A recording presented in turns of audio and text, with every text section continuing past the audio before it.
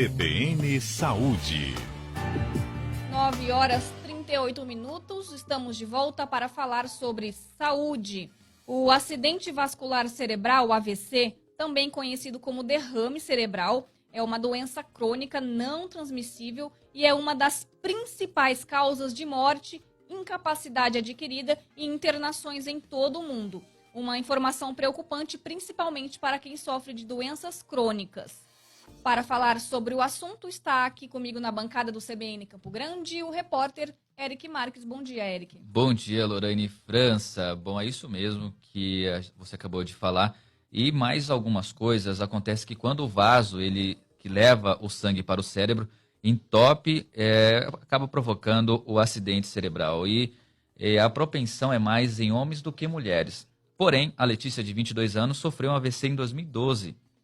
Ela conversou com a nossa equipe e ela explicou que na época, com 17 anos, estava na escola quando ocorreu uma má inflamação venosa, algo como se fosse um estouro de uma veia na região da cabeça da menina. E ela desmaiou na hora. Ela contou pra gente em detalhes, como que foi esse momento. Vamos ouvir um pouquinho do relato dela. Foi no dia 16 de outubro, eu ia pra escola, aí eu desmaiei na escola, aí eu fui pra Santa Casa, aí tive 2 cirurgias, aí deu uma MAVE, uma malformação das artérias venosas, a veia se rompeu. Aí eu fiquei em coma 2 semanas, aí quando eu acordei eu não falava nada, eu fiquei o meu lado direito todo paralisado, eu fiquei 1 mês na Santa Casa. Aí quando eu cheguei em casa, aí fez fisioterapia, fono, CO, eu andava de cadeira de rodas, eu usava sonda, a pior coisa, sonda, né? Que antes eu era independente, eu saía, agora eu tenho medo de andar sozinha, porque eu tenho medo de cair, porque a minha perna direita é manca, né? Esse foi o relato da Letícia Pimenta, que hoje tem 22 anos. Na época, quando sofreu o acidente, tinha 17.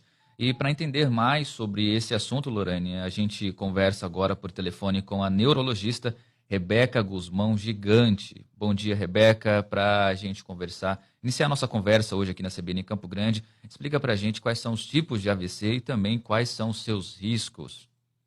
Bom dia, Eric. Bom dia a todos os ouvintes.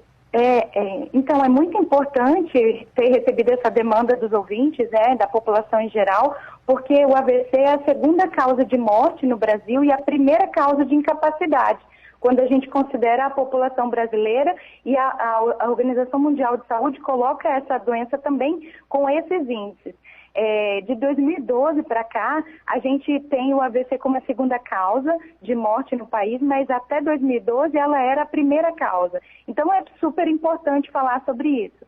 Sobre o AVC ser uma doença crônica, embora ele deixe sequelas, a gente tem a fase aguda da doença, logo que começam os primeiros sintomas. Então existe tratamento para essa fase aguda e existe prevenção também. Então chamar ela de uma doença crônica seria, assim, parcialmente certo, porque a gente tem a doença que acabou de acontecer e ela tem tratamento ali quando começou esses primeiros sintomas. Então é muito importante que a gente saiba que tem tratamento para quando acabou de começarem os primeiros sintomas. Então, assim, sobre o que é a doença, então a gente tem 2 tipos de AVC, o AVC isquêmico e o AVC hemorrágico. O AVC isquêmico existe uma artéria, ou seja, um tipo de veia, falando de modo simples, que está chegando lá no cérebro e ela se entope. Quando ela entope, falta sangue numa área específica do cérebro e essa área é responsável por falar, ou por mexer um determinado lado do corpo, ou por entender o que a pessoa está falando, e aí, como não chega sangue lá, ela para de funcionar, e esse parar de funcionar gera o sintoma.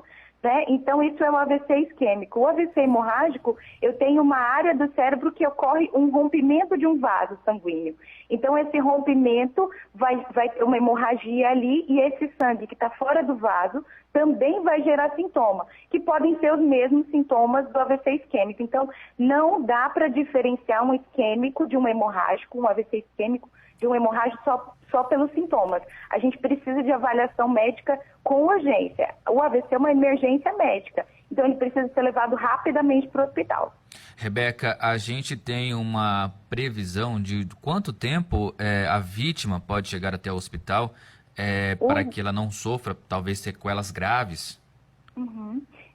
Reconhecer os sintomas, então, é fundamental, e a gente já fala do tempo. Então, quais são os principais sintomas?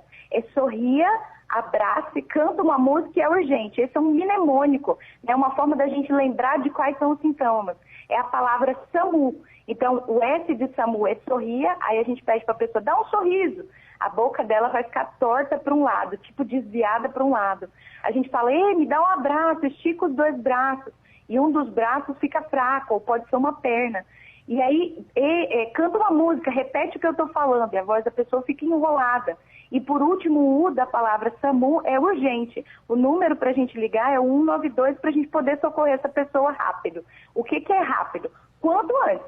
Eu vi o sintoma, eu estou ligando para o SAMU. Por quê? Quanto menos tempo eu chegar no hospital, eu vou poder ter o remédio mais rápido. Às vezes é feito um remédio e às vezes é cirúrgico. De qualquer jeito, quanto menos tempo, melhor. A gente tem uns números que é mais para a parte médica ficar sabendo, assim, né?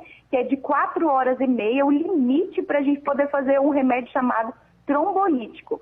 Então, esse é o limite. Mas se a pessoa chegar com 10 minutos, as sequelas vão ser menores. Se ela chegar com 15, vão ser um pouco maiores. E assim vai. Quanto mais horas, mais tempo, mais minutos até chegar no pronto-socorro, mais tempo menos condições de tratamento a gente tem, ao ponto de casos não poderem receber o remédio. Então, quando um paciente tem um AVC, ele precisa ser direcionado para um centro de referência.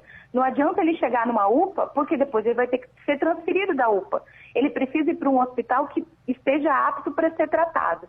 E aí que vem 2 coisas muito importantes, que foi a Rede Brasil AVC, que é um site que é de uma organização não governamental que juntou muitas instituições para falar sobre AVC com conhecimento, né, com técnica. Então, tem coisas na internet que sim, a gente pode pesquisar. A Rede Brasil AVC é uma delas.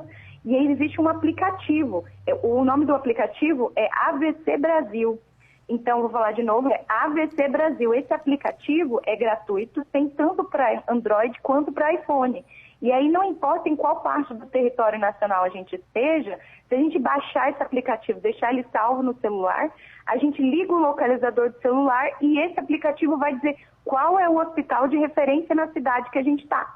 Então, isso já tem em Campo Grande, a gente tem um hospital que é o hospital de referência, infelizmente ele é do setor privado, existe ainda uma conversa bem longa de que ter no serviço público, inclusive o remédio, o tratamento é padronizado pelo Ministério da Saúde, mas a gente ainda não tem um hospital público em Campo Grande, a gente tem no hospital privado e aí esse aplicativo já consegue direcionar para a gente a referência, serve também em outras cidades, né? E não vou nem citar os estados, porque tem muitos estados do país. Olha só, uma dica muito boa, principalmente para quem está nos ouvindo hoje na CBN Campo Grande.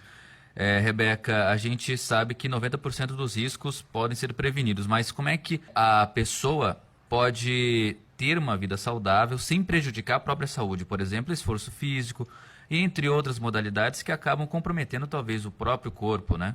Então, 90% dos AVC são preveníveis.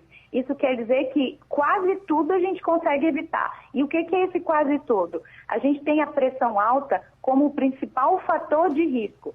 Isso quer dizer que quem tem pressão alta e não está controlando, a chance dessa pessoa ter um AVC é estourada lá em cima.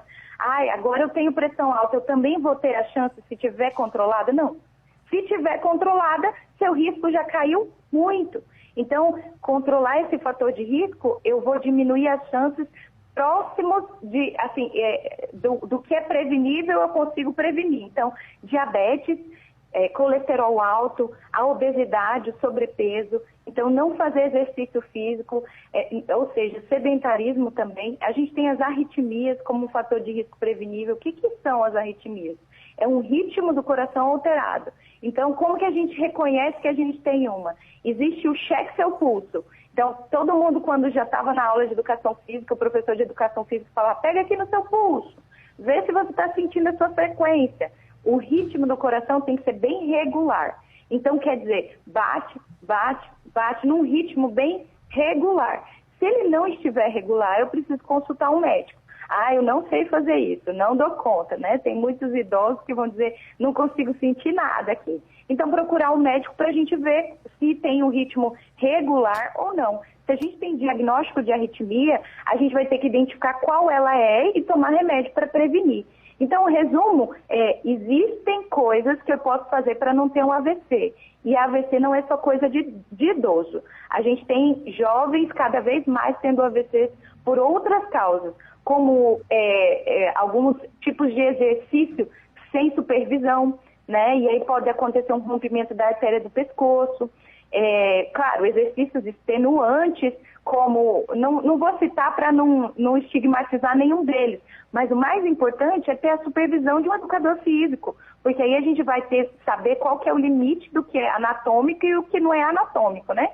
Então, assim, resumo, existe como prevenir e a gente deve sempre procurar saber se a gente tem um risco alto ou não. E aí é onde vem o outro aplicativo gratuito, é o Riscômetro de AVC.